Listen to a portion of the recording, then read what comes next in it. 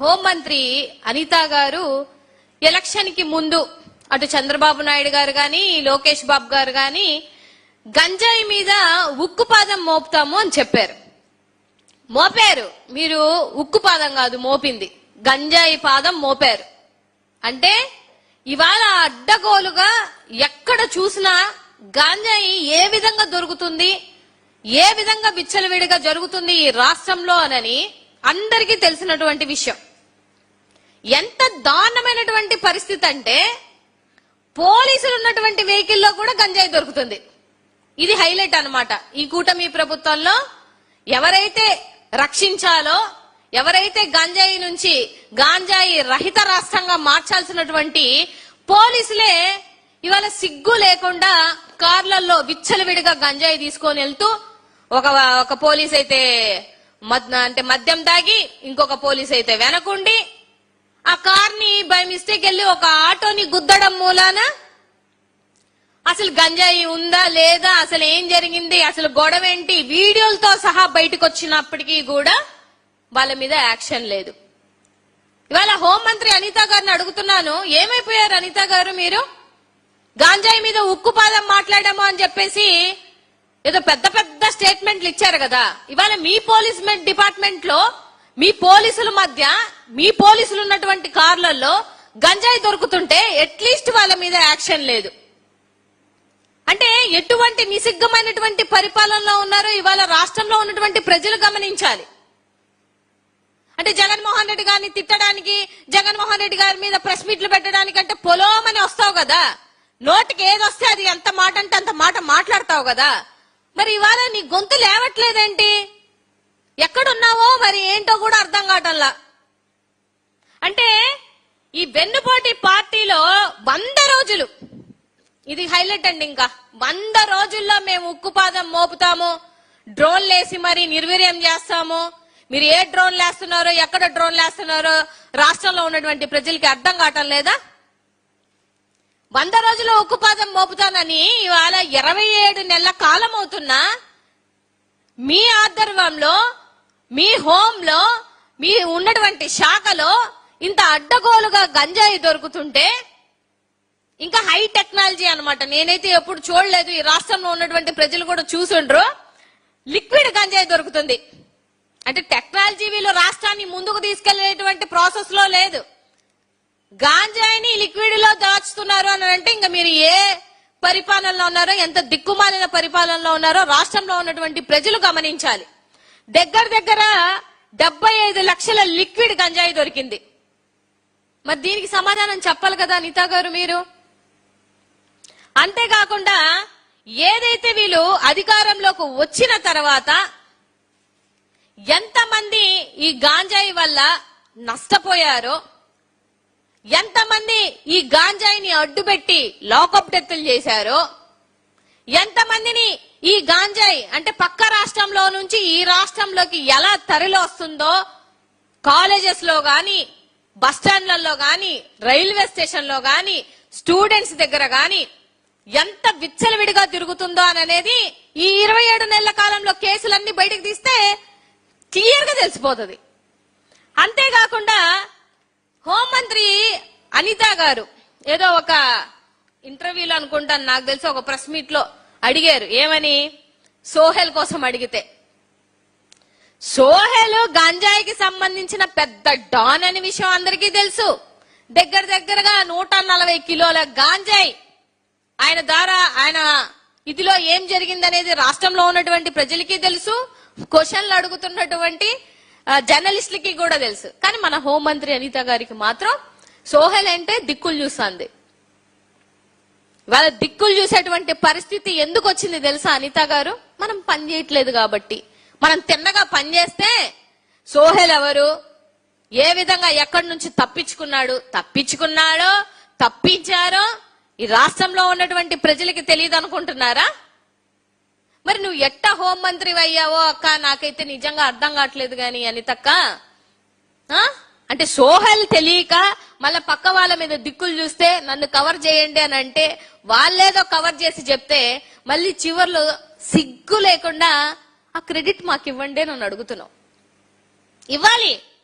తమరికి ఎటువంటి క్రెడిట్ ఇవ్వాలి అని అంటే గాంజాయిని ఇంత అడ్డగోలుగా తిప్పుతున్నందుకు మీకు క్రెడిట్ ఇవ్వాలి. గాంజాయి కేజీలు రాష్ట్రాలు దాటి వస్తున్నా కూడా అంత దూరం ఎందుకులండి, రాష్ట్రం వరకు వద్దు, మన పాయకరావుపేట నియోజకవర్గంలో గాంజాయి ఎంత విచ్చలవిడిగా తిరుగుతుందో తెలుసా? మీ ఆధ్వర్యంలోనే జరుగుతుంది. అంటే నీ సొంత నియోజకవర్గంలో ఒక హోంమంత్రి ఉన్నటువంటి నియోజకవర్గంలోనే గాంజాయి అడ్డగోలుగా దొరుకుతుంది అని అంటే ఇంకా రాష్ట్రంలో ఉన్నటువంటి పరిస్థితి ఏంటి అని అనేది రాష్ట్రంలో ఉన్నటువంటి ప్రజలు గ్రహించరా? 200% గ్రహిస్తారు. ఇవాళ సొంత మన ముఖ్యమంత్రి గారు, అదే వెన్నుపోటు పార్టీలో ఉన్నటువంటి ముఖ్యమంత్రి గారి ఇలాకాలోనే గాంజాయి అడ్డగోలుగా తిరుగుతుంటే ఆ పార్టీ అంటే ఆ వెన్నుపోటు పార్టీలో ఉన్నటువంటి నాయకులు వెళ్ళి కంప్లైంట్ ఇచ్చారు కలెక్టర్ గారికి. ఇది మీ దరిద్రమైనటువంటి పరిపాలనకి ఉదాహరణ ఏందయ్యా అంటే ఇదే. మళ్ళీ బయటకు వస్తేనేమో పెద్ద పెద్ద స్టేట్మెంట్లు, ఉక్కుపాదం మోపుతాము, డ్రోన్లు పెడతాము, అలా చేస్తాము, ఇలా చేస్తాము అని చెప్పేసి మాట్లాడుతున్నటువంటి మీ పెద్ద మనుషులందరినీ అడుగుతున్నాను. ఇవాళ పోలీస్ డిపార్ట్మెంట్ లో పోలీసులే గాంజాయికి అడ్డంగా ఉండి తీసుకెళ్తుంటే మీ చాతకాని ప్రభుత్వం ఏం చేస్తుంది? ఆ విషయం అడిగితే డిఎస్పీ గారు ఒక స్టోరీ చెప్తున్నారు, ఎస్పీ గారు ఇంకొక స్టోరీ చెప్తున్నారు. అట్లీస్ట్ కూర్చోండి అయ్యా, కూర్చొని ఇదిగో ఇది చెప్దాము, ఈ అబద్ధం చెప్దాము, ఈ అబద్ధాన్ని జనాల్లోకి తీసుకెళ్దాము, లేకపోతే మన పోలీసుల్ని మనం ప్రొటెక్ట్ చేసుకుందాము. అదే సామాన్య ప్రజలు వాడు గాంజాయి అమ్ముతాడో అమ్మడో దేవుడెరుగు, చిన్నది దొరికితే మాత్రం వాడిని ఏకంగా లాకప్ డెత్ చేసేంత పరిస్థితులు ఉంటాయి. ఇవాళ మీ పోలీస్ డిపార్ట్మెంట్ వాళ్ళు చేస్తే మినిమం వాళ్ళని సస్పెండ్ చేయరా?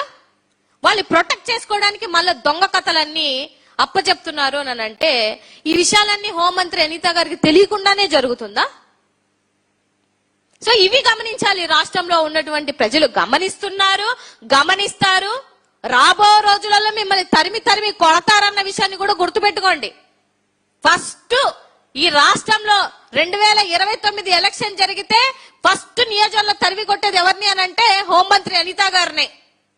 ఎందుకంటే నీ ఎలకాలో మద్యం ఏర్లై పారుతుంది, డ్రగ్స్ ఏర్లై పారుతుంది, గాంజాయి ఏర్లై పారుతుంది, మైనింగ్ ఏర్లై పారుతుంది. ఏది ఒక్కటి నువ్వు తప్పు చేయడాలు, నీ పక్కనున్న సీఎల్తో ఎస్ఎల్తో తప్పు చేయించడాలు, వాళ్ళని సస్పెండ్ చేయడాలు, నువ్వు పిఎల్ తప్పు చేయడాలు, వాళ్ళని సస్పెండ్ చేయడాలు. అంటే ఎంత నాకు తెలిసి చదువుకున్న వాళ్ళందరికీ తెలుసు హోంమంత్రి పదవి అని అంటే దానికి ఎంత పవర్ ఉంటది, ఎంత వాల్యూ ఉంటది అని అనేది. ఇవాళ ఆ పదవిని పవర్లెస్ గా చేసినటువంటి ఏకైక మంత్రి ఎవరు అని అంటే తమరే. ఇవాళ చాలా విషయాలు మాట్లాడాలి అని అనుకుంటే నిన్న జరిగినటువంటి సంఘటనలు కొన్ని మచ్చుగా తీసుకుంటే కూడా ఎక్కడెక్కడ వీళ్ళ హయాంలో అడ్డగోలుగా దొరుకుతున్నాయి, ఎక్కడెక్కడ వీళ్ళ హయాంలో ఎంతెంత గాంజాయి దొరికింది అని అనేది రీసెంట్ గా జరిగినటువంటి ప్రకాశం జిల్లాలో గాని అద్దంకిలో గాని ఇవన్నీ ఉదాహరణలు కాదా? నిలువెత్తుగా వీడియోస్ అన్ని బయటకు వచ్చినటువంటి సంఘటనలు కదా. ఏదన్నంటే ప్రూఫ్స్ అంటారు కదా. బోల్డ్ మంది వీడియోలు తీశారు, వీడియోలన్నీ ప్రతి ఒక్కటి హల్చల్ చేశాయి సోషల్ మీడియాలో. ఇంకా ఏం ప్రూఫ్లు కావాలి మీకు?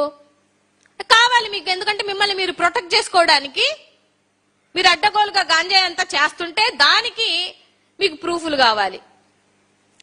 గతంలో జగన్మోహన్ రెడ్డి గారి హయాంలో పచ్చదనంగా ఉన్నటువంటి ఏదైనా ఇవాళ మీరు మొత్తం అంతా గంజాయి, మేము ఎన్ని ఎకరాలు ఆ రోజు అడ్డుకట్టారు జగన్మోహన్ రెడ్డి గారి హయాంలో అంటే దగ్గరగా 11,500 ఎకరాల గంజాయి పంటని ధ్వంసం చేశారు జగన్మోహన్ రెడ్డి గారి హయాంలో. అంతేకాకుండా 4.5 కోట్ల గంజాయి మొక్కల్ని మేము తొలగించాం. అంతేకాకుండా 13,210 మందిని అరెస్ట్ చేశాం. అదేవిధంగా 2,950 వాహనాలని జప్తు చేశాం. అంతేకాకుండా స్పెషల్ ఎన్ఫోర్స్మెంట్ బ్యూరో ఏర్పాటు చేసి ప్రత్యేకంగా గాంజాయి మీద డ్రగ్స్ మీద పనిచేసినటువంటి ప్రభుత్వం ఏదయ్యా అనంటే మా ప్రభుత్వం. జగనన్న హయాంలో ఇంత చేశాం. మీరు చెప్పండి, మచ్చుక్కు ఒక్కటి చెప్పండి, ఎన్ని ఎకరాలు ధ్వంసం చేశారు? పోనీ ఎంత గంజాయి పట్టుకున్నారు?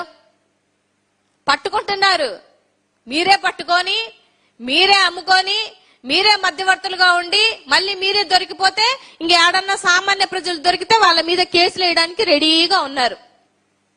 అంతేకాకుండా ఆపరేషన్ పరివర్తన్, మీరేదో సోషల్ మీడియాకి వచ్చి ఏదో సినిమా డైలాగులు కొట్టి పంచ్ డైలాగులు కొట్టడం కాదు. ఎలాగైతే సంక్షేమ పథకాలు కాపీ కొట్టారో అట్లీస్ట్ జగన్మోహన్ రెడ్డి గారు గంజాయిని ఆపడానికి ఏమేమి చేశారో అవన్నీ కాపీ కొట్టండి. ఆపరేషన్ పరివర్తన్ ద్వారా ఎక్కడైతే గిరిజనులు ఉన్నటువంటి ప్రదేశాలలో ఎవరైతే గాంజాయి విషయాలలో వాళ్ళు అదే వృత్తిగా చేసుకుంటున్నారో వాళ్ళందరినీ మార్చి వాళ్ళందరికీ భూములిచ్చి ఏదైతే అక్కడ ఉన్నటువంటి పంట భూమిని పండించుకోవడానికి వాళ్ళని మార్చినటువంటి విధానాలను తీసుకొని వచ్చారు జగన్మోహన్ రెడ్డి గారు. దానికి పెట్టిన పేరే ఆపరేషన్ పరివర్తన్. అంతేకాకుండా 144 కోట్లు ఖర్చు చేసి గిరిజనులకి వాళ్ళు పంటని సాగు చేసుకున్నటువంటి విధంగా ప్రోత్సహించినటువంటి వ్యక్తి జగన్మోహన్ రెడ్డి గారు. ఇలా చెప్పుకుంటూ పోవాలి అని అంటే ఈ రోజు సరిపోదు ఆయన గాంజాయి మీద చేసినటువంటి యుద్ధం ఏంటి అని అనేది. మనం మాత్రం గాంజాయిని అడ్డగోలుగా చేసుకుంటూ వెళ్తూ మళ్ళీ నీతి సూక్తులు చెప్తూ ఇవాళ ఆ పాదం మోపాం ఈ పాదం మోపాం, నువ్వు ఏ పాదం మోపావో అర్థమైపోయిందిలే అనితక్క. ఈ రాష్ట్రంలో ఉన్నటువంటి ప్రజలకి ఈ 27 నెలల కాలంలో ఏమేం పాదాలు మోపుతున్నారో మీరు, రాష్ట్రంలో ఉన్నటువంటి సంరక్షణ, ఆడబిడ్డల మీద సంరక్షణ లేదు, యువత మీద పాపం ఎటు వెళ్ళిపోతున్నారో, యువత ఇవాళ ఎంత మంది అరెస్టులు అయిపోతున్నారో. కావాలని మీరు చేస్తున్నటువంటి ఈ కుట్రపూరితమైనటువంటి ఈ గాంజాయిలో ఎంత మందిని అభాగ్యుల్ని, ఎంత మందిని మీరు అన్ని విధాలుగా ఇబ్బంది పడుతున్నారు అని అనేది ఆంధ్ర రాష్ట్రంలో ఉన్నటువంటి ప్రజలందరికీ తెలుసు. నక్కకి నాగలోకానికి ఉన్నంత తేడా ఉంది. ఇవాళ గతంలో జగన్మోహన్ రెడ్డి గారి హయాంలో మద్యమానికి గాంజాయికి ఎలా అయితే ఆయన అడ్డుకట్టలు వేశారో ఇవాళ మీ హయాంలో ఏర్లై పారుతుంది. సో ఇప్పటికైనా సిగ్గు తెచ్చుకోండి, ఇప్పటికైనా బుద్ధి తెచ్చుకొని జగన్మోహన్ రెడ్డి గారు ఏవేవైతే అడ్డుకట్టలు వేశారో అవన్నీ కాపీ చేసన్నా మీరు ఇవాళ ఈ రాష్ట్రంలో మీరు చేయాల్సినటువంటి ఏదైతే పనులు ఉన్నాయో కాస్తన్న చెయ్యండి. తీసుకున్నారు కదా శాఖ, ఒక శాఖ అనేది తీసుకొని ఇవాళ తిట్టడానికి తగుదనమ్మా అనుకొని పొద్దోస్తమానం వచ్చి మాట్లాడతానన్నటువంటి అనిత గారు మాయం, ఎటుపోయారో తెలియదు. ఈ 5-6 నెలల నుంచి ఆవిడ కనిపించట్లా. మరి గాంజాయి మీద డిస్కషన్ కి రాగలుగుతారా అనిత గారు? అడ్డగోలుగా దొరుకుతున్నటువంటి గాంజాయి ఇప్పుడు నేను చెప్పాను కదా, ఇన్ని వేల ఎకరాల గాంజాయి ఎటు మారుతుందో, ఎటు చేతులకు వెళ్తున్నాయో వీటి మీద ఓ డిస్కషన్ కి కూర్చుందామా? పోనీ అట్లీస్ట్ వీటి మీద ప్రెస్ మీట్ పెట్టొచ్చుగా. చేత కాదు. ఎందుకనంటే మనకి ఇచ్చింది ఒక శాఖ, అదేంటంటే జగన్మోహన్ రెడ్డి గారిని తిట్టేటువంటి శాఖ. ఆ శాఖకి నేను వస్తాను, 2 మాటలు అంటాను, నేను వెళ్ళిపోతాను. లా అండ్ ఆర్డర్ తో గాని ఉన్నటువంటి ఖైదీలు ఎవరన్నా తప్పిపోయినా గాని ఆ లెక్కన ఎప్పుడు జూన్ 9వ తారీఖున అనుకుంటా సోహెల్ తప్పిపోయాడు. ఇప్పుడు ఎంత అండి డేట్ ఎంత ఇవాళ?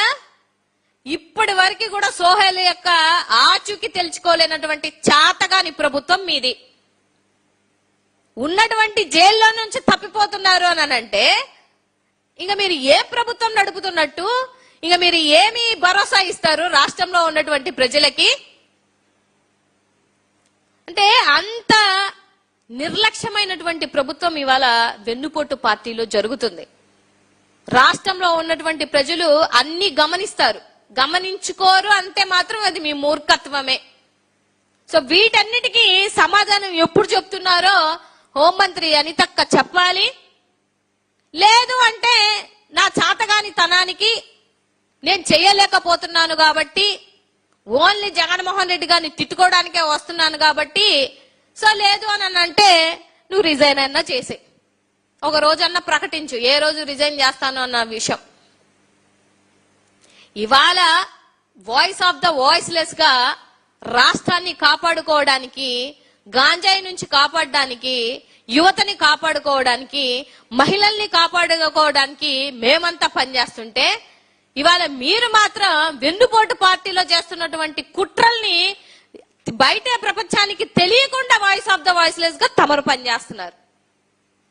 అది మీకు మాకు ఉన్నటువంటి తేడా అనిత గారు చెప్తున్నారు కదా, నమ్మొద్దు తల్లి చెల్లి ఇవి మాట్లాడతారు, కానీ ఇంత ఘోరాలు జరుగుతున్నాయి సబ్జెక్ట్ మాట్లాడతారు అంటే సబ్జెక్ట్ మీద కూర్చోరు, సబ్జెక్ట్ మీద ఏ రోజన్నా డిస్కషన్ చేస్తారంటే చేయరు.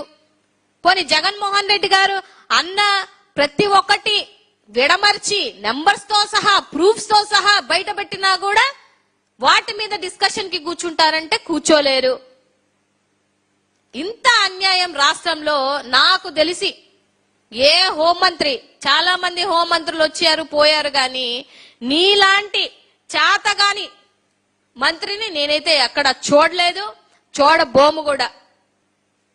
సో మీరు ఎన్ని డ్రోన్లు తెచ్చినా, ఎన్ని సీసీ క్యామ్లు తెచ్చినా, ఎంతమంది అన్యాయాలు జరుగుతున్నా నాకు పట్టదు అన్నట్టుగా కూర్చుంటున్నటువంటి హోంమంత్రి అనిత గారు ఇప్పుడైనా నిద్రపోతున్నారేమో.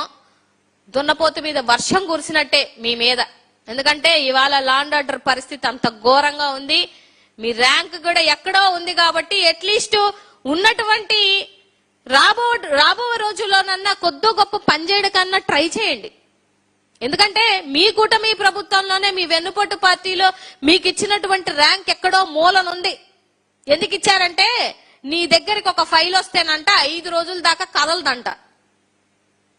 5 రోజుల దాకా కూడా కదలకుండా ఉన్నట్టయితే అసలు ఏ సమస్య వచ్చిందో అనేది 5 రోజుల దాకా కూడా తమరు చూడకపోతే ఇంకా కేసుల్ని ఎట్లా మీరు నిర్వీర్యం చేస్తారు, లేకపోతే బాధితుల్ని ఎలాగా మీరు ఆదుకుంటారు అనేది రాష్ట్రంలో ఉన్నటువంటి ప్రజలు అర్థం చేసుకుంటే బాగుంటది అని అనేది నేనైతే మనస్ఫూర్తిగా కోరుకుంటున్నా. నిజంగానే ఈ వెన్నుపోటు పార్టీలో జరుగుతున్నటువంటి గంజాయి మీద మీరు ఉక్కు పాదాలు ఏ పాదాలు మోపుతారో మాకైతే తెలియదు, కానీ రాబో రోజులలో జగన్మోహన్ రెడ్డి గారు డెఫినెట్ గా మోపుతారు. అందులో 1% కూడా డౌట్ లేదు. ఎవరెవరి ద్వారా అయితే గాంజాయి వస్తుందో, ఎవరెవరి ద్వారా అయితే గాంజాయి అడ్డగోలుగా తిరుగుతుందో వాళ్ళందరినీ సప్త సముద్రాలు దాటినా కూడా జగన్మోహన్ రెడ్డి గారు కోర్టు ముందు నిల్చోబెడతారన్న విషయాన్ని గుర్తుపెట్టుకోండి. పోలీసులు కూడా విచ్చలవిడిగా మమ్మల్ని అడ్డుకునేదెవరు, మమ్మల్ని ఆపేదెవరు అనుకొని మీరే గాంజాని ప్రోత్సహిస్తూ యువతని పాడు చేస్తాను అంటే మాత్రం రాబో రోజులలో మీ అందరి పరిస్థితి ఏంటనేది ఒకసారి గుర్తుపెట్టుకోండి. ఎవరు తప్పించుకునే ప్రసక్తి అయితే ఉండదు. చట్టాలు ఎవరికి చుట్టాలు కాదు. ఎవరు తప్పు చేసినా కూడా అక్కడ నిలబడాల్సిందే. మేమైతే నిలబెడతాం కాబట్టి ఇకనైనా గాంజాయి మీద నిజంగా పనిచేయడానికి ట్రై చేయాలని నేనైతే మనస్ఫూర్తిగా కోరుకుంటున్నాను.